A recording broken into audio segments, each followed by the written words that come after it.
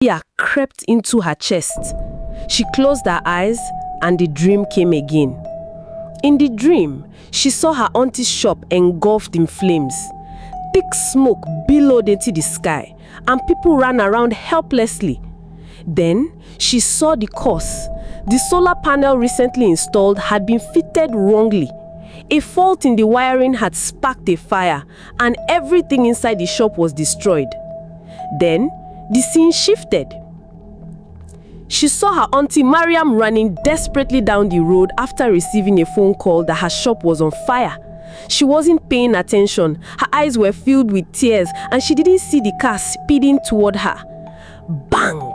She was hit. Strangers rushed her to the hospital. In the dream, Aisha stood in the corner of the ward, watching helplessly as the doctors delivered the news that her aunt's leg was too damaged to save. She would never walk again. She would be confined to a wheelchair for the rest of her life. Then Aisha heard a voice, calm but firm. It echoed deeply inside her. Warn your aunt. Tell her to cancel the solar installation. In 2 days, she will be crippled forever if you stay silent. Aisha jolted awake, screaming, her body drenched with sweat. Her chest heaved as she struggled to catch her breath. Oh my God, another evil dream, she whispered, holding her head in her hands. The voice from the dream echoed in her ears. Tell her, in 2 days, she will be crippled forever. She sat on the edge of her bed, shaking. Why me? Why have I been given such a heavy burden? Tears welled up in her eyes. She didn't want to believe it, but deep down, she knew this wasn't just a dream. It was a warning, a message, a curse. But how could she possibly tell her auntie? Should I just keep quiet and let whatever happens happen? Maybe I should just pray about it, she whispered to herself. But her heart knew the truth. Prayer alone wouldn't stop it. She needed to speak up. Still, fear held her back. Her aunt had never believed her. No one had. Each time she spoke about her dreams, people looked at her like she was cursed. Some had even whispered that she was a witch. Would Aunt Miriam ever take her seriously? Probably not. So, Aisha decided to keep it to herself. But later that same day, while sweeping the corridor near the living room, she overheard something that sent a chill down her spine. Her auntie was on the phone, speaking excitedly to a man. Yes, please install the solar tomorrow morning. I'll send the balance by tonight, her aunt said. Aisha froze.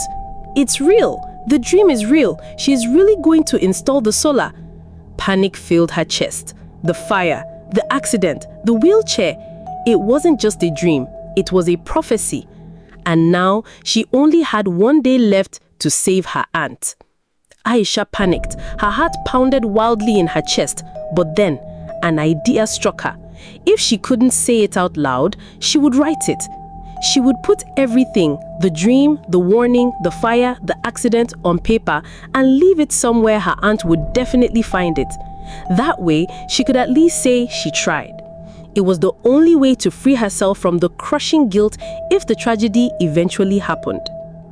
The next morning, while the house was quiet, Aisha sat on the floor with a pen and a sheet of paper. Her hands trembled as she wrote, "Please, Auntie, don't install the solar. I saw it in my dream. It will catch fire and you'll be in an accident. Please cancel it. You have 1 day." When she finished, she folded the paper carefully and tiptoed into her aunt's room. She slid the note beneath the perfume bottles on the dressing table, where it would be easily seen. Then she packed her bag and sat quietly, waiting for the worst. That same morning, her aunt returned from her shop. She had gone to finalize some arrangements and send the final materials for the solar installation. Aisha heard her footsteps entering the room. Her chest tightened. She could almost feel the moment her aunt spotted the note. She didn't wait to find out. Grabbing her bag, she stepped out of the house without a word. As she walked down the street, unsure where to go, her eyes caught sight of the same church her uncle had once taken her to, the church of Pastor Chooks. A service was ongoing. Hoping to find shelter or help, she ran inside and took a seat at the back. 2 hours passed. She sat quietly, hoping someone would notice her, or maybe let her work in exchange for a place to sleep.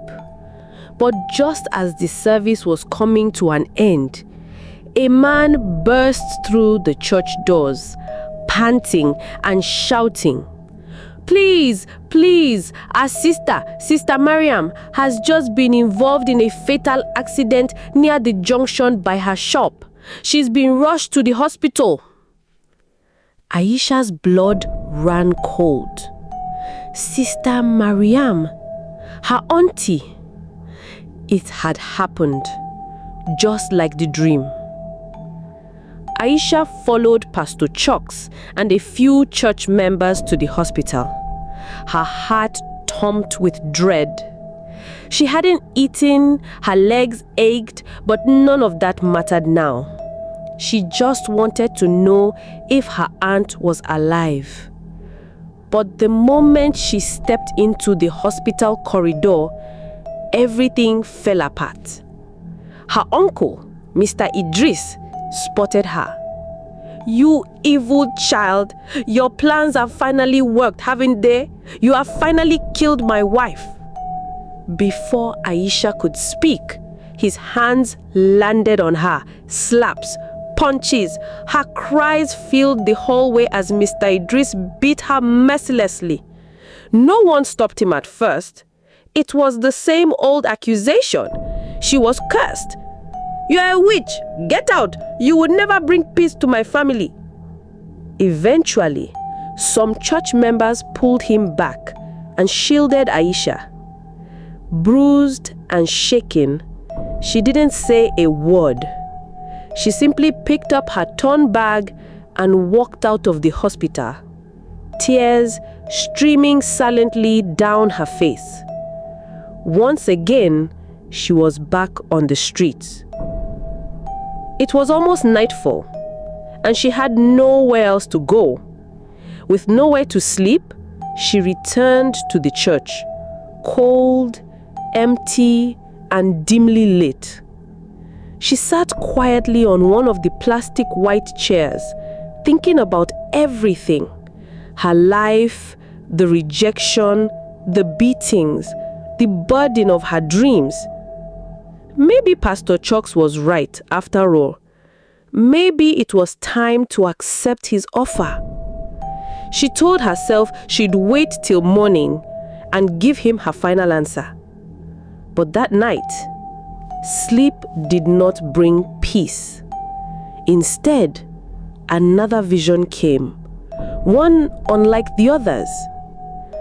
This time, it wasn't about someone she knew. She found herself standing inside a large glass office. Beautiful, modern, luxurious. In the center sat a rich-looking man, holding a business meeting with his investors and staff. They were smiling, talking, strategizing. Then, Aisha's attention shifted. She saw someone in the corner sneaking something into the man's juice with a thin string-like pipe, injecting a deadly substance. Moments later, the man drank it. Then he ate from a plate of rice. Suddenly, he collapsed. Foam poured from his mouth. Panic broke out. Then, Aisha saw a terrifying second vision. The man's daughter, kidnapped by the same group of people, was blindfolded and shot in an unknown forest. Then, she heard that same voice again. "This man has only one day to live. You must save him. He is your destiny helper. If you save him, he will change your story. Go to him, warn him." Aisha gasped and sat up, drenched in sweat. Her heart pounded in her chest. She was all alone on the white plastic chair inside the church. A faint breeze blew through the open window. The room was quiet, but her soul was in chaos. Another dream, another ugly dream, she whispered. But this time, she wasn't afraid. She stayed awake the rest of the night, waiting for dawn. By morning, the pastor still hadn't arrived. The clock ticked past 10 a.m. Her stomach growled. She was hungry, very hungry. She remembered the crumpled 500 naira note she had taken from home the day she ran from the village. She crossed the road to a small supermarket nearby to buy a bottle of water. As she stepped out of the store and opened her water, something made her turn. And there, right before her eyes, was the exact man from her dream. He was stepping out of a black SUV, dressed in a sharp blue suit, talking to someone on the phone. Aisha's hand began to tremble. It's him! Oh my God, it's really him! At first, Aisha turned away. What's my business? She muttered to herself, clutching her bottle of water tightly. I don't even know the man. But then the voice from her dream echoed in her mind. He will change your story if you save him. She froze. Slowly, she turned around and stared at the man again. He was stepping out of the supermarket, heading towards a sleek black SUV, phone still pressed to his ear. Just as he opened the car door, Aisha ran towards him. Sir, please, can I have just 1 minute of your time? The man paused and turned. He was tall, clean-shaven, and sharply dressed in a navy blue suit. His aura screamed wealth and importance. His name was Mr. Anthony, a multi-billionaire and CEO of one of Nigeria's biggest tech companies. He looked at her puzzled. Young lady, how may I help you? Aisha hesitated, heart pounding. Sir, this may sound strange, but I saw something, a vision concerning you. Anthony raised an eyebrow and let out a short laugh. Hold on, what is this? Another street scam? Sorry, you've got the wrong person. He turned to get into his car, but Aisha quickly stepped forward, her voice firmer now.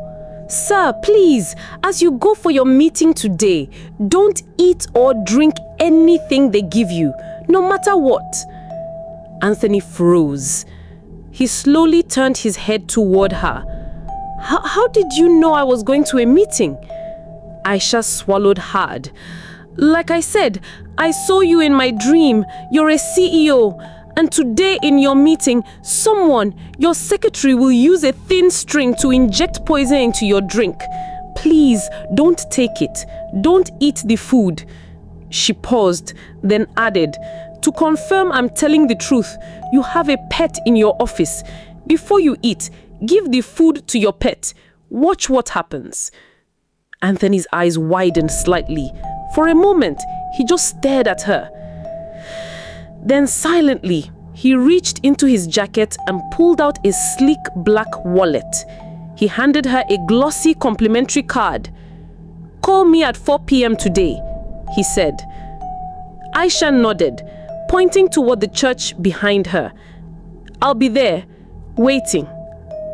Without another word, Anthony stepped into his car and drove off. Aisha stood still for a few seconds, her heart racing wildly. God, let this be real. When Mr. Anthony arrived at his office, he couldn't shake the words Aisha had spoken.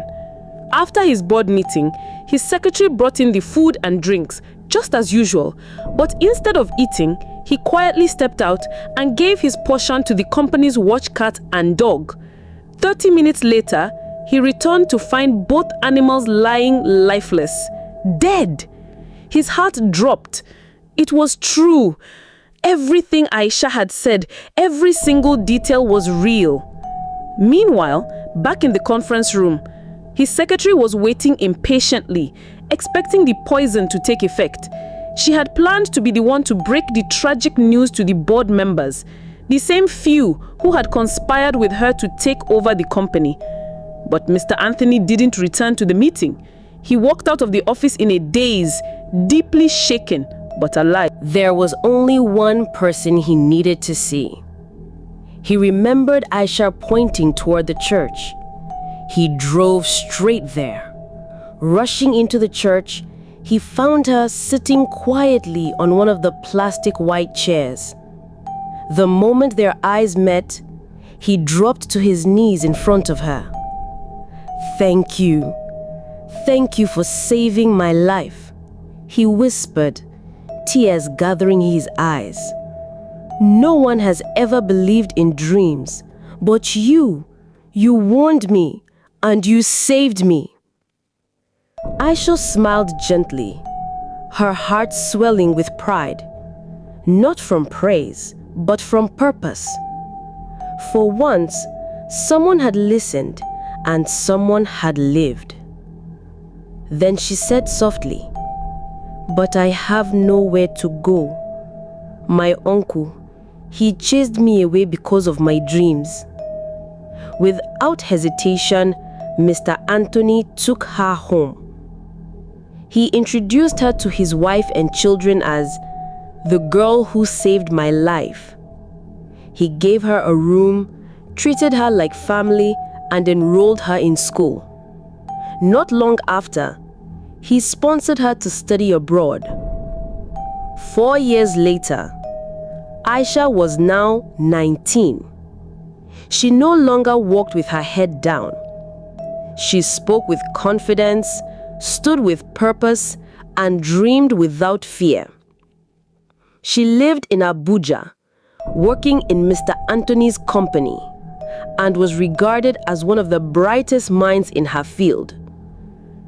Every month, she traveled back to Zaria to check on her little brother Hassan, to hug her mother, and to kneel by her father's grave. 3 years later, Aisha embraced Christianity. She opened a small church where she shared her dreams and gave hope to others. In time, that church grew into a national ministry. She became one of the most respected preachers in the country, known not for shouting sermons, but for saving lives. People who once mocked her now listened. Some reached out to apologize. Others were too ashamed to face her. She was no longer known as the witch. She became the woman who saves lives. Her name was heard on the radio, her story written in newspapers, and her messages followed by thousands across the world. 2 years later, Aisha married a kind, gentle man, someone who believed in her gifts and loved her for it. Together, they had 2 beautiful children. She finally lived a fulfilled life, all because she chose to embrace her gift, no matter how misunderstood it was. Never be ashamed of your gift, no matter how strange or misunderstood it may seem. Don't silence the voice God placed within you, even when the world mocks you. The same people who once laughed may one day whisper, "If only we had listened." Shine boldly. You were never meant to blend in. You were born to be a light in dark places.